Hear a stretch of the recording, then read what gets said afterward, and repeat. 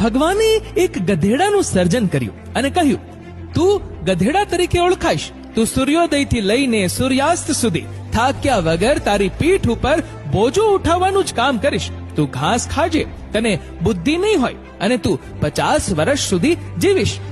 ગધેડો બોલ્યો, હું ગધેડો થયો એ બરાબર છે, પણ પ્રભુ 50 વર્ષનું આયુષ્ય ઘણું બધું કહેવાય. મને 20 વર્ષનું આયુષ્ય આપો ને. ઈશ્વરે એની અરજ મંજૂર કરી. ભગવાને કૂતરાનું સર્જન કર્યું અને કહ્યું, તું કૂતરો કહેવાઈશ. તું મનુષ્યોના ઘરની ચોકીદારી કરીશ. તું મનુષ્યનો પરમ મિત્ર કહેવાઈશ.